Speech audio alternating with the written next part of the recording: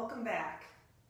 My name is Elizabeth, and today we'll be doing a short on Supta Padangusthasana 1, 2, and 3, and then plus. I like to add in the plus. We're going to do other fun poses down on the floor. Now my first short was on the vertical, finding the up and down. You can see I am up and down here. That is not necessarily the first pose I would do. I feel like, especially a tight body or a body that just woke up, probably needs a little bit of movement before you just go straight to your vertical. Someone who's very practiced or practices yoga a lot can do that comfortably. But for the rest of us little people, let's do some movement, okay? So Supta Padangusthasana, I'm going to come on the floor, take your belt, unless you're flexible, in this way, and you're going to loop your belt, and you're going to put your hand in your loop, and the other part of the loop is going to go to the foot. And the foot can do its foot thing. We'll have another short on foot things. That's the technical term. And this is number 1. I like to put my arm up. Again, that might be totally uncomfortable. You can put it down here to the side, or you can put it just down on the side of your body. So you can take the right or the left foot. I would end up switching it up every once in a while. And the first time I do it, I just want to move a little. I can't go straight to a locked straight leg, so I'd like to bend and loosen. Do anything that feels good here. You know better than I do. And then I can begin to straighten the leg.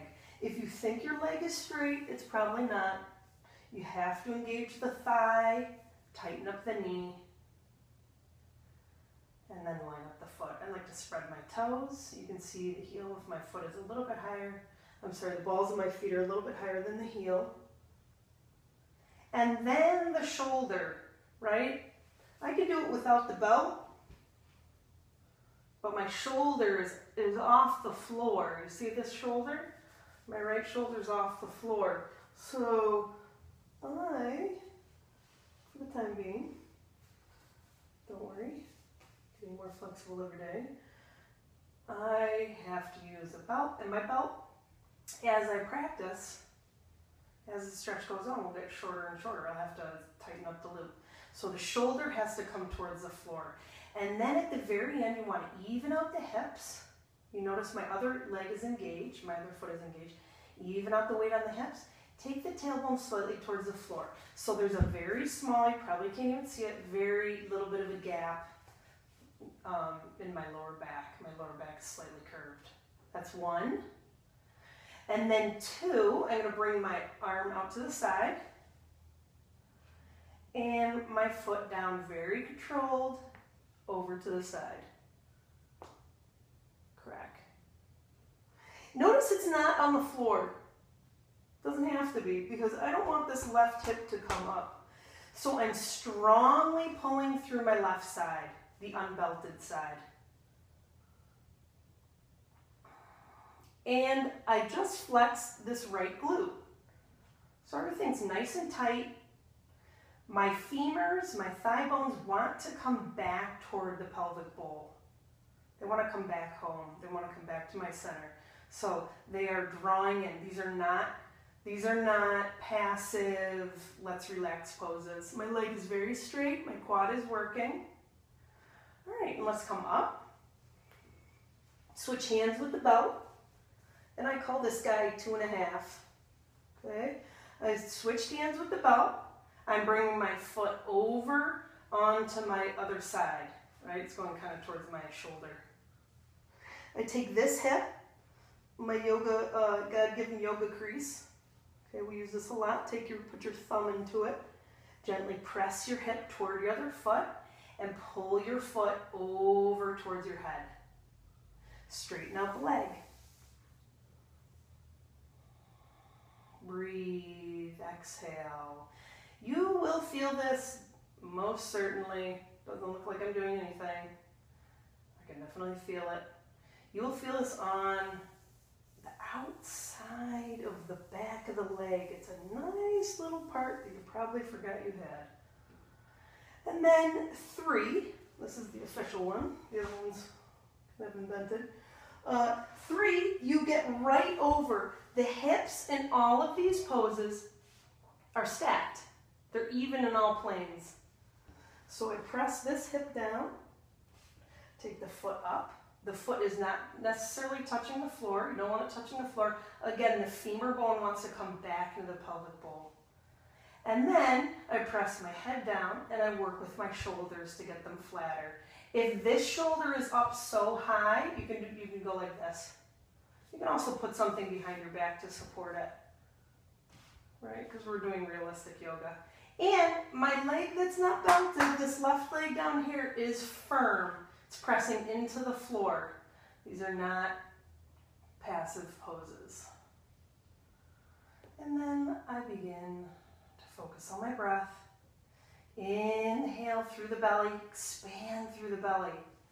Exhale, firmly draw the belly back toward the spine. Inhale, expand. It's a nice twist.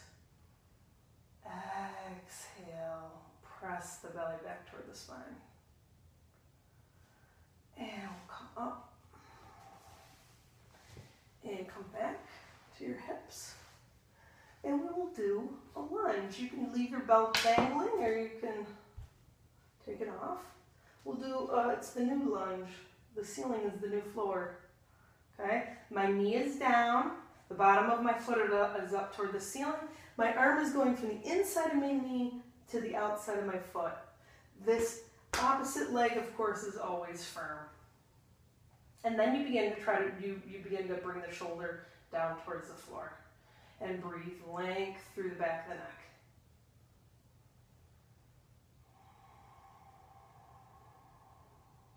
Even out the weight on the hips. And let's do Supta pigeon, supine pigeon. Take your foot and your elbow if you can, or get close to something like that. Take your knee and your other elbow again, or do something close to that. Draw your chest up toward your leg in towards your chest. Oh yeah, that feels good. Keep the leg on the chest, or try to, and then bring your head down. Length through the back of the neck. Exhale, exhale, exhale. You notice this leg, I'm trying to bring it down. Trying to get the back of the leg on the floor. Breathe.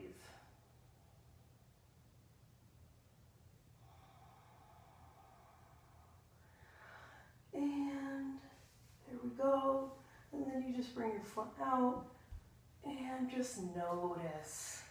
Notice the sensations. Stay with the experience. Whatever you're thinking about, you can think about it very shortly. Right now, stay with your breath, stay with your body.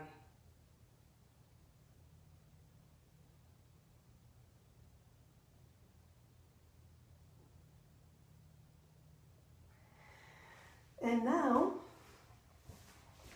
you can rewind the video and do your opposite side. Thank you very much.